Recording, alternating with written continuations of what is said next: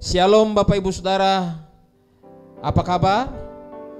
Saya percaya dan berdoa serta berharap Bapak Ibu Saudara di rumah, bahkan dimanapun saudara berada saat ini, selalu menikmati pemeliharaan kasih Tuhan. Firman Tuhan hari ini kembali kepada kita semua dengan judul waspadai tipu muslihat iblis melalui pemenuhan kebutuhan hidup. Efesus 6 ayat 11 berkata, kenakanlah seluruh perlengkapan senjata Allah supaya kamu dapat bertahan melawan tipu muslihat iblis. Sejak kejatuhan manusia di Taman Eden, kita tahu dari firman Tuhan yang sering kita dengar, mereka jatuh karena makanan. Kita semua sebagai orang yang percaya tentu juga mengingat apa yang dilakukan oleh iblis kepada Yesus ketika Yesus memulai pelayanannya, saat dia mengambil keputusan untuk berpuasa 40 hari di padang gurun. Dalam Matius pasal 4 ayat 3, saat Yesus lapar, saat Yesus sendirian, saat Yesus berada di padang gurun, jauh dari kebisingan, jauh dari fasilitas. Tapi dalam situasi seperti ini, iblis juga tidak tinggal diam. Dia mengetahui seperti apa Yesus, bagaimana keadaan Yesus, bagaimana penderitaan Yesus, bagaimana kelaparan Yesus, kekurangan yang dihadapi Yesus pada saat itu. Seperti dia mengetahui keadaan Adam dan Hawa di dalam Taman Eden, begitu juga ketika Yesus ada di padang gurun, datanglah pencoba itu. Di dalam ayat 3 Matius 4 katakan, lalu datanglah si pencoba itu dan berkata kepadanya, jika engkau adalah anak Allah, perintahkanlah supaya batu-batu ini menjadi roti. Apakah Yesus tidak bisa membuat hal ini terjadi? Bisa saja. Apakah Yesus tidak punya kuasa untuk mengubah batu-batu menjadi roti? Bisa saja. Tapi dia tidak pernah ingin memenuhi keinginan iblis. Dia tahu mainan iblis. Dia tahu muslihat iblis memancing posisinya, memancing identitasnya sebagai anak Allah untuk membuat mujizat atas kehendak iblis. Banyak kali kita terjebak dengan hal-hal semacam ini. Terjebak untuk menggunakan otoritas kita, status kita sebagai orang percaya untuk memenuhi kebutuhan-kebutuhan kita, tapi bukan atas dasar kehendak Tuhan, tetapi atas kehendak iblis yang terselubung di balik kebutuhan-kebutuhan kita. Dan kita berpikir bahwa wajar kita memenuhi kebutuhan kita. Di sini iblis berusaha untuk memperdaya Yesus supaya ia memenuhi kebutuhannya berdasarkan keinginan iblis. Firman Tuhan berkata di dalam ayat 4, Yesus menjawab iblis, manusia hidup bukan dari roti saja, tetapi dari setiap firman yang keluar dari mulut Allah. Yesus mengutip firman Tuhan. Orang percaya dapat saja tertipu oleh karena tidak tahu kebenaran, tidak mengerti mainan iblis, gaya muslihat, tipu muslihat dari iblis. Kalau di dalam perjalanan orang Israel yang menjadi latar belakang Yesus mengutip satu ayat ini, orang Israel mengalami bagaimana mereka berada di padang gurun. Padang gurun tentu kita sudah tahu hidup yang sulit. Mungkin engkau pernah mengalami keadaan di mana engkau bertengkar dengan pasanganmu gara-gara tidak ada uang. Mungkin engkau mengalami saat-saat di mana engkau bekerja, tetapi hasilnya tidak seperti yang engkau harapkan. Itu juga padang gurun. Mungkin engkau mengalami saat di mana sakit penyakit tak kunjung sembuh. Engkau terus meradang dan berpikir, adakah Tuhan dalam situasi ini? Kepada umat Israel, Yosua mengingatkan dalam Ulangan pasal 8 ayat 2. Kepada umat Tuhan, firman Tuhan berkata dalam Ulangan 8 ayat 2, ingatlah kepada seluruh perjalanan yang kau lakukan atas kehendak Tuhan Allahmu di padang gurun selama 40 tahun ini, dengan maksud merendahkan hatimu. Bahwa padang gurun seringkali diizinkan Tuhan kita jalani, kita lewati, dengan maksud merendahkan hatimu, supaya pengandalan diri kita, kesombongan kita, keangkuhan kita dipatahkan oleh Tuhan. Tuhan sedang berurusan dengan engkau, dan itulah yang Yesus lakukan di padang gurun. Tuhan memberikan kepada kita contoh, Tuhan memberikan kepada kita jalan, cara untuk mematahkan semua pemenuhan hidup kita sebagai manusia daging. Yesus pada saat itu adalah manusia daging. Dia ingin supaya dalam pelayanannya dia memiliki kerendahan hati, terus berharap dan percaya kepada Allah Bapa. Terbukti dia berkata, apapun yang aku perbuat bukan dari diriku sendiri, apapun yang aku katakan bukan aku katakan dari diriku sendiri, aku melihat kepada Bapa.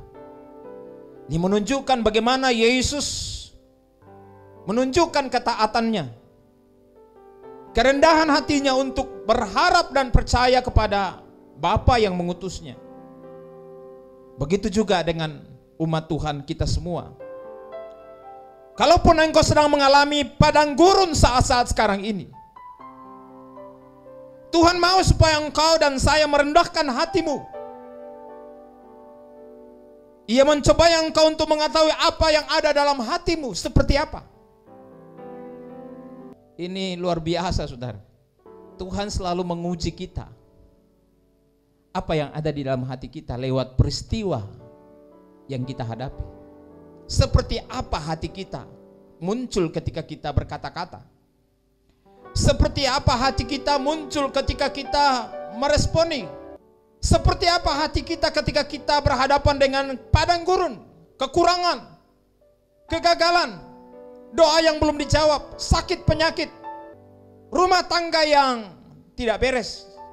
Firman Tuhan berkata, maksud dari semuanya itu adalah apakah engkau berpegang pada perintahnya atau tidak. Dari situlah ayat 3 muncul. Jadi Tuhan merendahkan hatimu, membiarkan engkau lapar. Haleluya, yang memberi engkau makan manna. Dalam saat yang engkau lapar, Tuhan penyedia. Bagaimana Tuhan menyediakan? Dari hal yang tidak pernah dipikirkan oleh umat Tuhan. Manna turun dari langit, bukan naik dari bawah, tapi turun jatuh ke bumi.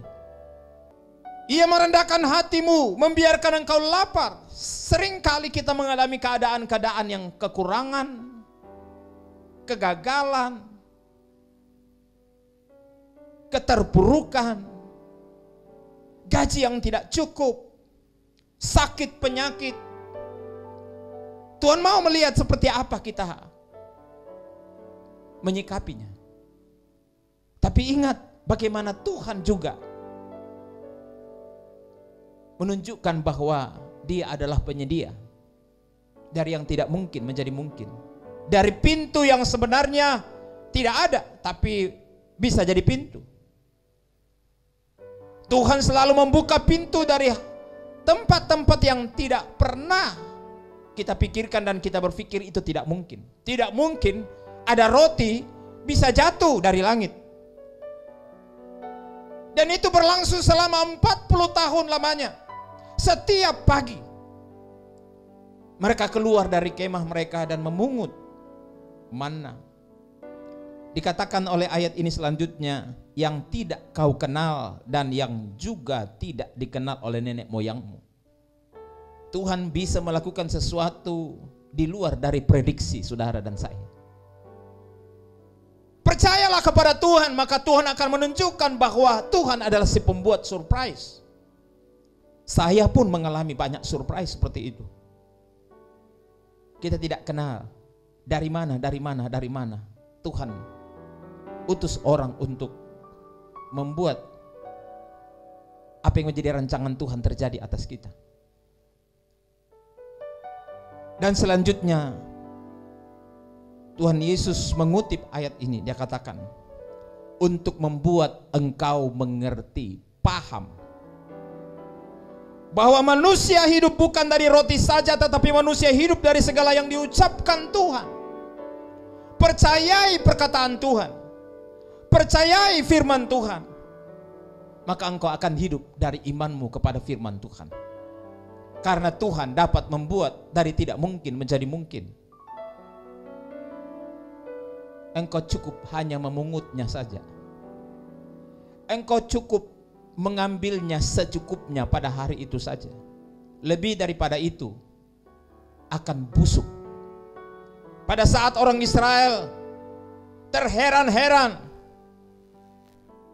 melihat ada manna yang jatuh dan seluruh perkemahan mereka dipenuhi dengan manna. Lalu karena begitu rakusnya, ada di antara mereka yang memungut lebih daripada kebutuhan. Mereka mau simpan sampai besok. Ternyata besoknya manna itu sudah busuk, sudah berulat. Bapak Ibu, janganlah kita memungut dari Tuhan melebihi kecukupan kita, karena itu tidak ada gunanya, akan menjadi busuk. Tuhan mau kita mencukupkan diri kita dengan apa yang Tuhan percayakan. Melebihi daripada kecukupan yang Tuhan percayakan akan merusak saudara dan saya. Ada terlalu banyak orang Kristen yang tidak mengerti firman Tuhan dan terus rakus, terus mencari melebihi daripada apa yang sebenarnya dia, kapasitas yang Tuhan percayakan kepadanya, sehingga terlalu berat baginya. Dan apa yang terjadi? Ia terjebak dalam kelebihan-kelebihannya. Tuhan mau saudara menikmati, bukan menjadi susah dengan berkat Tuhan. Tuhan mau saudara dibahagiakan dengan berkat Tuhan, bukan dibuat susah oleh berkat Tuhan. Bapak Ibu saudara yang dikasihi Tuhan, waspadai tipu muslihat iblis dalam memenuhi kebutuhan pokok hidup kita. Banyak orang Kristen terjebak dalam kekristenan yang konsumtif, cenderung hedonis, fokus pada pemenuhan kebutuhan hidup. Bahkan banyak yang berusaha memenuhi dengan cara instan. Banyak orang Kristen terjebak dalam gaya hidup konsumerisme dan membuatnya tidak lagi menghidupi kebenaran. Kenapa? Dia lupa diri. Yesus sengaja pergi ke padang gurun. Kalau saudara tidak mengalami padang gurun, saya mengajak jemaat Tuhan, ciptakanlah padang gurun bagi dirimu sendiri. Bagaimana caranya? Berpuasalah. Batasi dirimu. Kalau mungkin setiap hari atau setiap 2 hari atau setiap minggu engkau bersenang-senang, menikmati, bersyukurlah dengan itu semua. Sekali-sekali kesenangan itu engkau bagikan kepada orang lain yang tidak pernah menikmati kesenangan, kebahagiaan, sukacita karena berkat Tuhan. Nah, Bapak Ibu Saudara, di padang gurun, jika Yesus dijebak, jangan katakan saudara tidak akan terjebak. Banyak kali orang Kristen berpikir, ikut Yesus senang-senang, bahagia, sejahtera, sukacita. Memang yes. Haleluya. Tapi ingat bahwa tidak selamanya seperti itu. Terlalu senang, tidak ada susah, menjebak kita pada kesulitan yang panjang. Ingat jebakan-jebakan iblis. Dalam Keluaran 16 ayat 3, bagaimana iblis memperdaya orang-orang Israel dalam perjalanannya ke tanah perjanjian. Ketidakpercayaan terhadap kuasa pemeliharaan Tuhan menjebak ke dalam persungutan. Dalam Keluaran 16 ayat 3 katakan, dan berkata kepada mereka, kalau kami mati tadinya di tanah Mesir oleh tangan Tuhan ketika kami duduk menghadapi kuali berisi daging dan makan roti sampai kenyang. Sebab kamu membawa kami keluar dari ke padang gurun ini untuk membunuh seluruh jemaah ini dengan kelaparan. Bapak Ibu Saudara, ada persungutan umat Tuhan kepada pemimpinnya pada waktu itu. Seandainya Tuhan membunuh saja kami di Mesir dalam keadaan kenyang, makan daging, makan roti, wah, mati dalam kemakmuran. Tapi kenapa engkau bawa kami ke padang gurun untuk membunuh kami dengan kelaparan? Inilah persungutan karena ketidakpercayaan mereka terhadap kuasa pemeliharaan Tuhan. Tuhan merancang orang Israel keluar dari perbudakan Mesir menuju tanah perjanjian yang berlimpah susu dan madu. Sedang dalam perjalanan mereka diuji, tapi respon mereka adalah persungutan dan ketidakpercayaan kepada Tuhan. Saya berdoa dan berharap bagi jemaat Tuhan yang mendengar firman hari ini, percayalah Tuhan.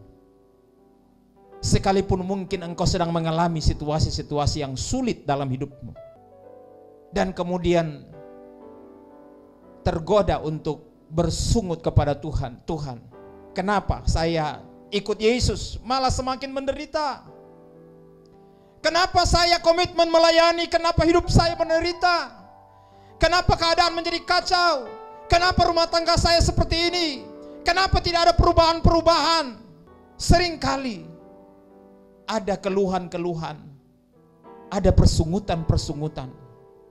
Saya mau beritahu Bapak Ibu Saudara, ingat, ketika engkau terima Yesus sebagai Tuhan dan Juru Selamatmu, sebenarnya engkau sedang memposisikan dirimu di dalam situasi perang. Perang dengan siapa? Perang dengan kuasa kegelapan yang berusaha menghancurkan engkau. Kalau engkau senang-senang saja dalam hidup, berarti engkau tidak berperang. Engkau tidak menempatkan dirimu berada pada posisi sebagai musuh iblis. Jadi iblis menempatkan diri saudara sebagai sahabat, karena engkau tidak melawan dia, karena engkau hidup sesuai dengan kehendaknya. Dia mau kita hidup senang-senang dan lupa Tuhan. Dia ingin kita makmur saja dan lupa Tuhan. Ingat Bapak Ibu Saudara, iblis selalu berusaha dengan berbagai cara untuk menjebak kita. Waktu kita masih sulit, lagi merintis keadaan kita penuh dengan persoalan, kita banyak berdoa mencari Tuhan, setia melayani. Ketika diberkati lupa Tuhan.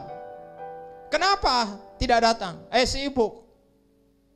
Sebelum punya anak berdoa, Tuhan tolong supaya punya anak. Setelah punya anak, sibuk urus anak. Sebelum punya suami, setia melayani. Ketika sudah punya suami, sibuk mengurus suami. Bukan berarti anak tidak perlu diurus, bukan berarti suami tidak perlu diurus. Semua ada porsinya. Bapak Ibu Saudara, jangan biarkan diri saudara dijebak-jebak oleh iblis. Jebakan iblis bisa jadi adalah ketidakpuasan. Kalau kita baca Bilangan 11 ayat 4 sampai 6, firman Tuhan berkata, orang-orang bajingan yang ada di antara mereka kemasukan nafsu rakus, dan orang Israel pun menangislah pula serta berkata, siapakah yang akan memberi kita makan lagi? Kita teringat kepada ikan yang kita makan di Mesir dengan tidak bayar apa-apa kepada mentimun dan semangka, bawang pre, bawang merah dan bawang putih. Tetapi sekarang kita kurus kering, tidak ada sesuatu apapun kecuali manna ini saja yang kita lihat. Oh, kenapa hanya ini berkat Tuhan? Kenapa cuma ini? Kenapa cuma ini? Tidak puas. Nafsu rakus adalah jebakan untuk tidak pernah puas dan tidak mensyukuri berkat pemeliharaan Tuhan. Nikmatilah berkat Tuhan seberapapun yang Tuhan percayakan sesuai kapasitasmu. Melebihi kapasitasmu itu adalah kesulitan bagimu, penderitaan bagimu. Tapi kalau engkau cukup, engkau akan nikmati. Bapak Ibu Saudara yang dikasihi Tuhan, kita juga seringkali dijebak oleh iblis. Orang percaya, pelayan-pelayan seringkali dijebak oleh iblis. Bukan hanya melalui hal-hal seperti ini, seperti orang Israel alami. Sudah ada manna, mau lagi ikan, mau lagi daging. Ya, ternyata kalau kita baca selanjutnya, Tuhan kemudian menyediakan daging setiap sore kepada mereka. Dari mana? Dari langit. Tuhan bisa terbangkan berkat dari ujung utara, selatan, timur, barat. Tuhan bisa kirimkan berkat kepada saudara. Amin. Elia dipelihara Tuhan di Sungai Kerit melalui seekor burung gagak. Saudara juga dapat dipelihara oleh Tuhan dengan cara-cara yang ajaib. Amin. Ada saja cara Tuhan memelihara umatnya yang percaya dan berharap kepada Tuhan. Sebab itu bersyukurlah kepada Tuhan. Jangan, ini saja. Aduh, bagaimana bisa cuma seperti ini? Mulai saudara mengeluh kepada suami, akhirnya suami mencuri, korupsi gara-gara keluhan-keluhan saudara. Tapi ibu-ibu di sini tidak. Amin. Haleluya. Bersyukur ibu-ibu yang ada hari ini. Terima kasih Tuhan untuk berkat yang Tuhan berikan kepadaku. Aku mensyukuri dan engkau menikmatinya. Tapi kalau engkau bandingkan dirimu dengan orang lain, engkau tidak akan pernah rasa cukup.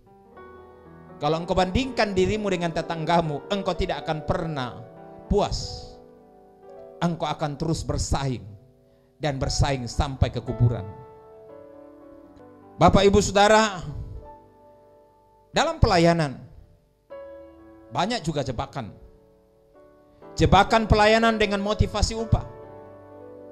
Dalam Roma 16 ayat 18, Rasul Paulus menulis ada orang-orang yang demikian yang tidak melayani Kristus, Tuhan kita, tetapi melayani perut mereka sendiri. Ini kembali lagi masalah perut. Mereka melayani perut. Pelayanan yang dilakukan dengan motivasi untuk mendapatkan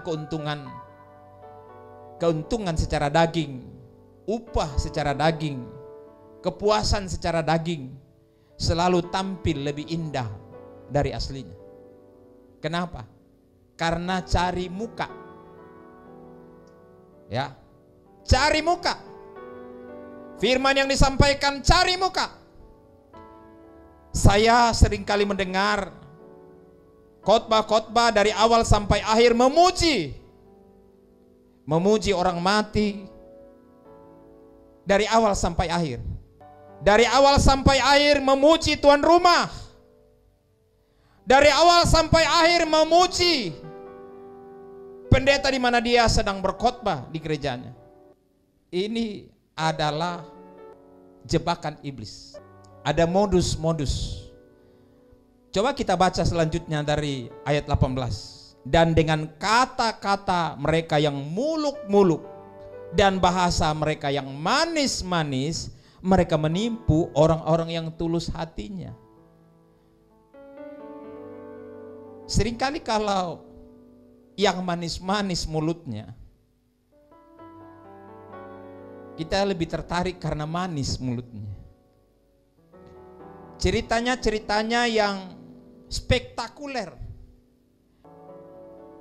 Bapak Ibu Saudara, saya berharap jemaat Tuhan tidak suka cerita-cerita yang kedengarannya manis, muluk-muluk, cerita-cerita isapan jempol. Untuk apa?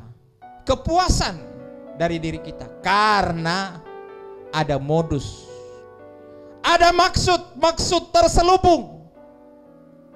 Banyak juga pendeta tidak mau menyampaikan firman Tuhan dengan benar, dengan sungguh. Kenapa? Karena dia takut jemaat yang kaya lari. Kalau dipanggil khotbah di gereja tertentu yang kaya, dia akan menyampaikan firman Tuhan yang manis-manis, yang muluk-muluk, supaya dipanggil lagi melayani. Tapi saya percaya pelayan-pelayan di sini jangan takut. Amin. Sampaikan kebenaran. Apa yang Tuhan beritahukan kepadamu, beranilah ungkapkan. Karena tujuan saudara bukan untuk mencari keuntungan daging, tapi untuk menyampaikan kebenaran. Filipi 3 ayat 19 berkata, kesudahan mereka ialah kebinasaan, karena Tuhan mereka ialah perut mereka. Akhir daripada hidup orang Kristen yang menjadikan kebutuhan perut sebagai motivasi utama mengikut dan melayani Tuhan adalah aib dan kebinasaan. Pada akhirnya akan terbukti aib dan kebinasaan. Tuhan berfirman bahwa mereka tidak mempertuhankan Tuhan, tapi sebenarnya dia mempertuhankan perutnya. Tujuannya adalah bagaimana supaya saya makmur, bagaimana saya menikmati semua berkat yang dibawa oleh jemaat Tuhan, bagaimana supaya saya kaya dan saya menunjukkan kekayaan saya kepada teman-teman saya, bahwa saya adalah orang yang diberkati Tuhan, diurapi Tuhan, dipakai Tuhan, sehingga saya makmur. Semua ini adalah hasil pelayanan saya.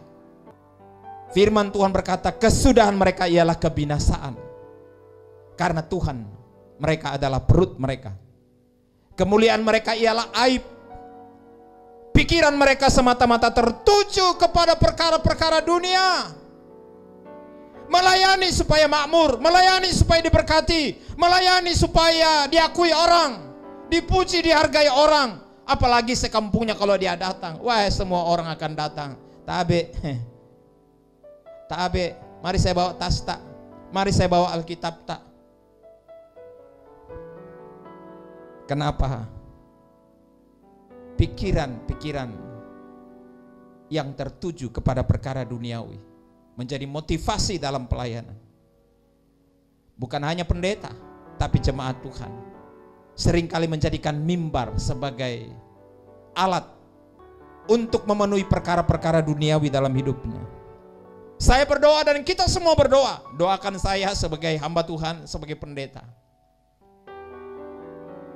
Tentu ada kelemahan, ada kekurangan. Doakan kami para pendeta, para hamba Tuhan, para gembala, para penginjil, para guru, para nabi, para rasul, supaya tidak terjebak di dalam motivasi melayani. Tetap murni, tulus, dan hidup berdasarkan kemurahan dan kebaikan Tuhan. Ketidakpercayaan kepada Tuhan selalu melahirkan kekhawatiran hidup.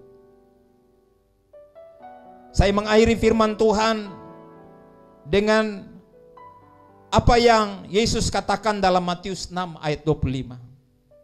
Karena itu, aku berkata kepadamu, janganlah khawatir akan hidupmu, akan apa yang hendak kamu makan atau minum, dan janganlah khawatir pula akan tubuhmu, akan apa yang hendak kamu pakai. Bukankah hidup itu lebih penting daripada makanan, dan tubuh itu lebih penting daripada pakaian? Percayakan hidupmu kepada Tuhan, dan engkau akan melihat bahwa Tuhan tetap Tuhan. Allah tetap Allah. Allah yang seperti apa? Allah yang mengetahui semua yang kita perlukan. Ayat 32 Matius 6 katakan, semua itu, makan, minum, pakai, yang menjadi fokus semua orang, bangsa-bangsa di dunia. Semua itu dicari bangsa-bangsa yang tidak mengenal Allah. Kalau orang tidak mengenal Allah, fokusnya bagaimana saya bisa makan, minum, pakai, dan seterusnya, sehingga melebihi kapasitas yang Tuhan berikan kepadanya, percayakan kepadanya. Dan itu membuat dia begitu berat menghadapi, karena gaya hidup berubah. Apa bedanya Anda dengan orang yang tidak mengenal Allah kalau begitu? Orang tidak mengenal Allah pun juga habis-habisan untuk itu. Orang-orang di luar Tuhan selalu fokus mencari pemenuhan kebutuhan hidup yang di bumi ini. Tetapi orang di dalam Tuhan fokus mencari perkenanan Tuhan untuk hidup benar.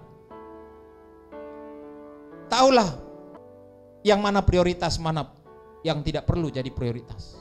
Kesempatan lain akan saya bahas kebenaran firman ini.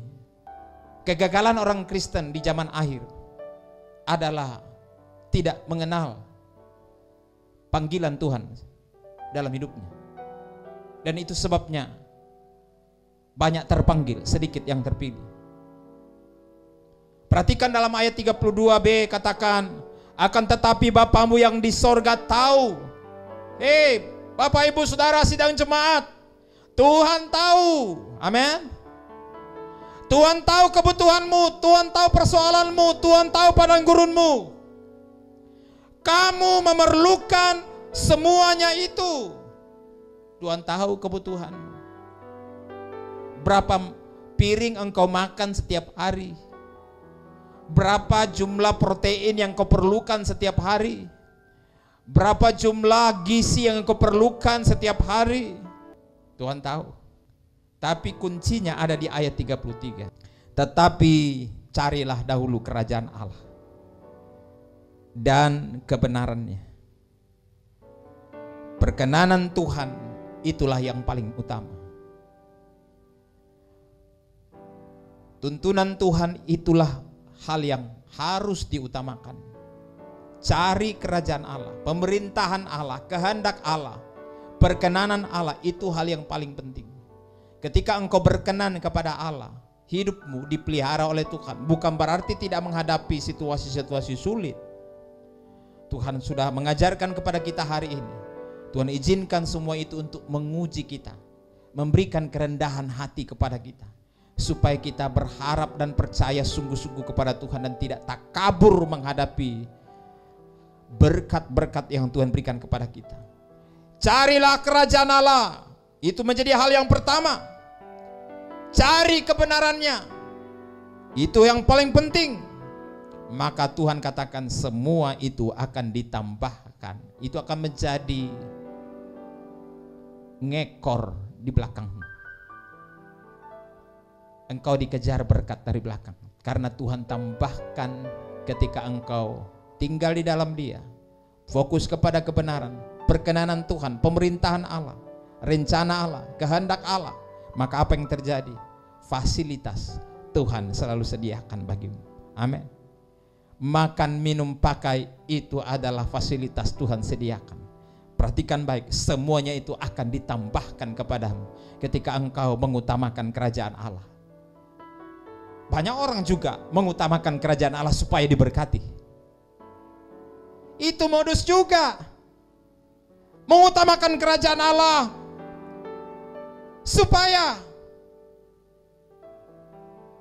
dia bisa manfaatkan pelayanan, menyogok Tuhan supaya diberkati, supaya berkelimpahan. Bapak Ibu Saudara yang dikasihi Tuhan, mari kita waspadai tipu muslihat iblis melalui pemenuhan kebutuhan pokok hidup kita setiap hari. Tuhan memberkati. Amin. Bapak Ibu Saudara yang dikasihi Tuhan, mari kita siapkan hati kita untuk mengambil bagian dalam tubuh dan darah Kristus. Sebelum kita mengambil bagian di dalam tubuh dan darah Kristus, makan dan minum tubuh dan darah Kristus, kita renungkan firman Tuhan. Apakah saya telah terjebak untuk fokus kepada hal-hal kebutuhan pokok hidupku, sehingga aku telah melupakan hal yang esensial, hal yang sangat penting dalam hidupku? Aku tidak lagi hidup mengikuti kehendak dan rencana Tuhan. Aku terlalu sibuk cari uang dan melupakan Tuhan.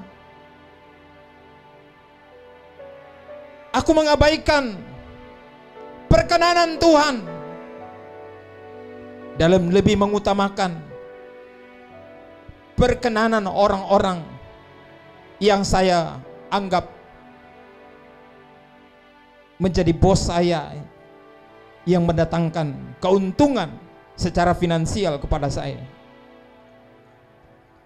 Saya mulai terjebak untuk tidak hidup dalam kebenaran, tapi mulai menjalankan usaha pekerjaan saya, bisnis saya, dengan cara tipu-tipu.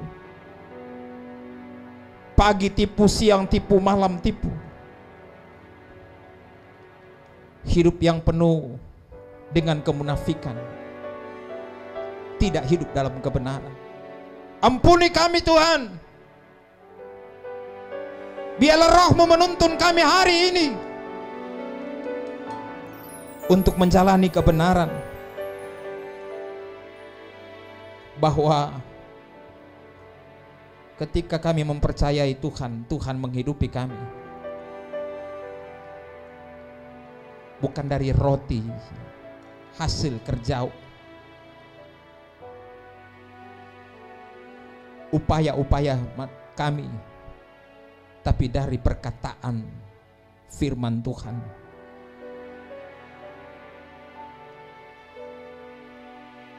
Jangan biarkan kami dipenuhi oleh nafsu rakus keserakahan untuk mencoba menikmati apa yang Tuhan tidak percayakan kepada kami, melebihi kapasitas yang Tuhan titipkan, percayakan kepada kami.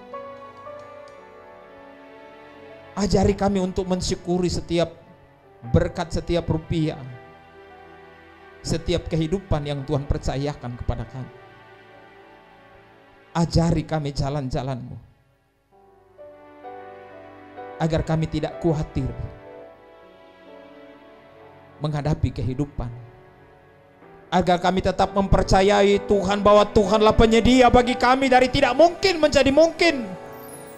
Karena kami tahu bahwa Tuhan tahu kebutuhan kami, Tuhan tahu keperluan kami, menunjukkan bahwa Tuhan memelihara kami, Tuhan menjaga kami,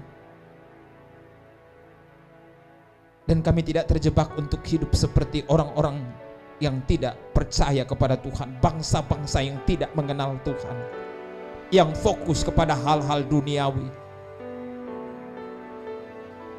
Tapi kami berdoa saat ini, biar kami fokus pada perkenanan Tuhan.